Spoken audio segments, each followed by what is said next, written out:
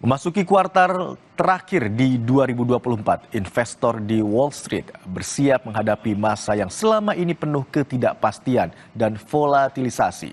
Banyak hal yang tak terduga bisa memukul kepercayaan pasar di saat Bank Sentral Amerika Serikat telah memulai fase pelonggaran suku bunga. Selengkapnya dilaporkan tim VOA dari Washington DC. Periode menjelang dan memasuki kuartal terakhir tahun sering disebut spooky season oleh investor. Masa-masa penuh risiko, penuh gejolak, penuh ketidakpastian bagi pelaku pasar di Wall Street. Spooky season means that statistically, when you look at September and October, they can be very volatile periods. You know, many of them, the notable downturns have come in September or October.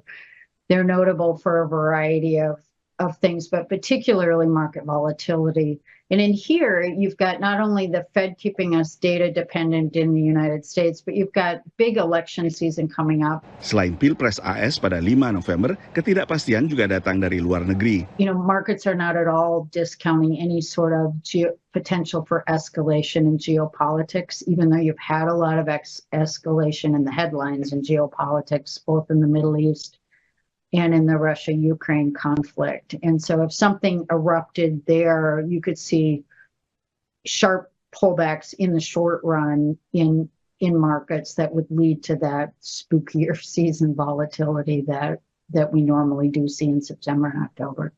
Pada 11 Oktober, dunia usaha mulai menerbitkan laporan keuangan kuartal ketiga yang menjadi indikator kuat tidaknya perekonomian berdasarkan pemasukan masing-masing perusahaan.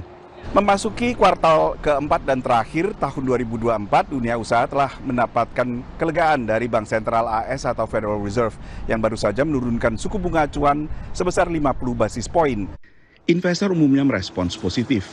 It was a very strong signal that the Fed is no longer talking about its highest rates and is no longer even looking to raise rates, that we are now going to start rates going down. But making that move to 50 instead of 25 can have some real ramifications in the economy. And we already saw it this morning as we saw mortgage rates come down a little bit. So that is meaningful. Tapi perhatian pelaku pasar kini beralih ke apa yang terjadi saat dua pertemuan The Fed selanjutnya selama 2024, yaitu November dan Desember. What comes next? What is the next step in the process of cutting? Is it going to be another long, slow, drawn out? Is it going to be something that's very rapid and aggressive? And really that goes to the question of where does the real rate of interest belong in the scheme of things? And most economists will tell you that it should be somewhere around 3%. Saat ini suku bunga acuan berada pada level 4,75 hingga 5%. Masih relatif tinggi menurut pengamat, mengingat inflasi telah turun ke sekitar 2,5% mendekati target The Fed. Dari Washington DC, Nova Purwadi dan tim VOA. Saudara, sebulan jelang Pilpres Amerika Serikat, warga Amerika akan menyaksikan perhelatan debat calon wakil presiden Amerika Serikat yang akan disiarkan secara nasional beberapa jam lagi. Tim Walz dari Partai Demokrat akan berhadapan dengan Jay Vance dari Partai Republik selama 90 menit. Dan sekarang kita akan lihat suasana jelang debat lewat laporan langsung dari jurnalis VOA Randy Wicaksana di Manhattan, New York. Halo, selamat pagi Randy. Bagaimana suasana saat ini jelang debat Cawapres AS di sana dan kira-kira topik apa yang akan menggema dalam debat kali ini? Selamat pagi Ron dan saudara Kompas TV, saya bisa gambarkan suasananya kurang lebih penuh dengan para pendemo dan pendukung dari kedua kubu partai. Di belakang saya ini adalah gedung di mana nantinya perdebatan akan dilakukan kurang lebih 2,5 jam lagi, yakni pukul 9 malam waktu Amerika Serikat bagian pantai timur. Anda bisa lihat ya, pengamanannya ketat sekali karena di belakang saya ini sudah banyak aparat personel kepolisian NYPD yang memang berjaga. Memang karena ekstra ketat di sini karena tensinya panas, ini musim pemilu dan juga ada background di mana ada ancaman pembunuhan terhadap capres Donald Trump.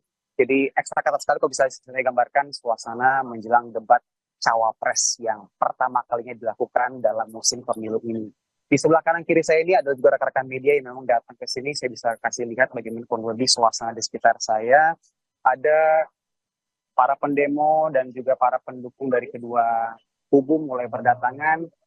Kalau misalnya saudara Kompas bisa lihat ya, sebelah sana agak jauh mungkin itu ada para pendukung dari cawapres JD Vance yang merupakan pasangan cawapres dari Donald Trump yang mulai berdatangan dengan atribut-atribut khas Partai Republik.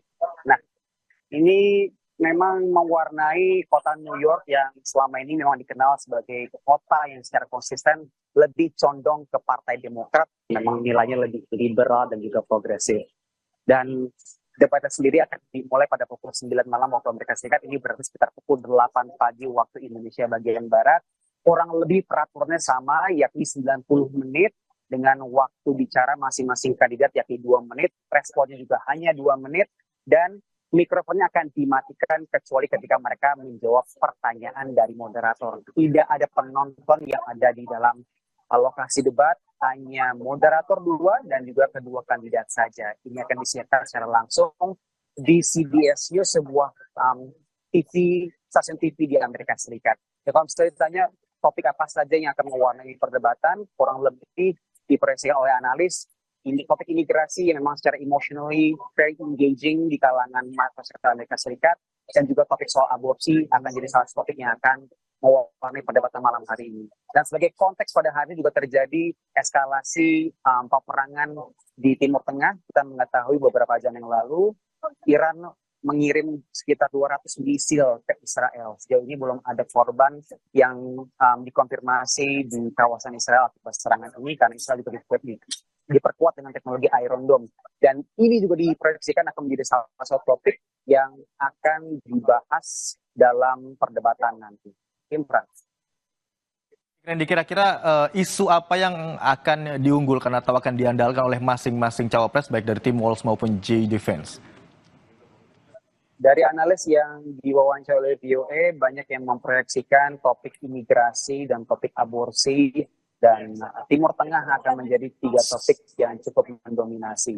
Karena kalau misalnya kita melihat dari track record atau riwayat kampanye-kampanye yang dilakukan oleh kedua kubu, isu imigrasi menjadi isu yang memang kerap dimainkan oleh Partai Republik, karena ini isu yang memang belakangan banyak disorot. Dan kita berbicara soal New York City atau kota New York, ya memang secara nyata kita bisa melihat dampak dari isu imigrasi ini.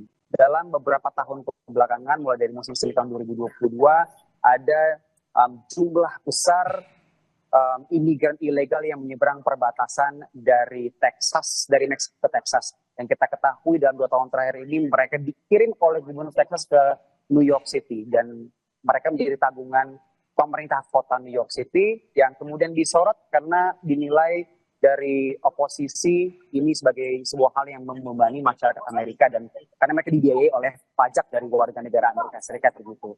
Sementara dari kubu tim Walz, dari Partai Demokrat, diproyeksikan akan kembali banyak membahas soal hak-hak reproduksi, hak-hak perempuan, dan juga mengenai isu aborsi. Ini juga sekaligus menjadi salah satu hal yang dinilai kuat di kubu Partai Demokrat, karena lagi-lagi capres mereka adalah seorang perempuan, yang Kamala Harris. Baik, hanya sekitar beberapa jam lagi debat cawapres pertama begitu ya, yang akan diselenggarakan hari ini. Dan yang juga kami ingin tahu kapan selanjutnya debat capres maupun cawapres selanjutnya, dan isu apa atau tema apa yang akan diangkat? Ya, kita ketahui bahwa sudah ada setidaknya 2 debat yang dilakukan sebelumnya ya, yakni pada bulan Juni lalu. Yang perdana adalah antara Donald Trump, dan saat itu capres dari Partai Demokrat masih Joe Biden. Kemudian Joe Biden mengundurkan diri, kemudian pada bulan September kemarin kita ketahui ada perdebatan antara Donald Trump dengan Kamala Harris. Dan ini diperkirakan akan menjadi debat terakhir yang akan kita saksikan di Amerika Serikat, karena memang Pilpres Amerika Serikat ini akan berlangsung pada tanggal 5 November mendatang. Jadi kurang lebih hampir 1 bulan lagi Imran akan berlangsung. Dan di saat saya berbicara melaporkan saat ini, sudah ada beberapa negara bagian, sekitar 5 atau 6 negara bagian yang sudah melangsungkan yang namanya early voting. Jadi mereka sudah bisa melakukan pencoblosan dalam bahasa Indonesia ya, secara mailing atau surat pos terlebih dahulu. Dan pada minggu depan bahkan sudah ada belasan negara bagian yang sudah eligible secara hukum negara bagian mereka untuk bisa mencoblos terlebih dahulu sebelum resminya tanggal 5 November mendatang. Baik, tadi sangat jelas yang dilaporkan oleh jurnalis VOA Randy Wicaksana bagaimana analis menyebut bahwa ada beberapa isu yang akan digaungkan dalam debat kali ini, diantaranya adalah isu soal imigrasi, aborsi, kemudian hak-hak perempuan, dan juga isu soal Timur Tengah. Terima kasih atas laporan Anda, Randy Wicaksana, jurnalis VOA dari Manhattan, New York. Selamat bertugas. Dan informasi selanjutnya, saudara, di Kompas Pagi, sebuah bus sekolah di Thailand mengalami kecelakaan hingga terbakar. 25 orang dilaporkan tewas.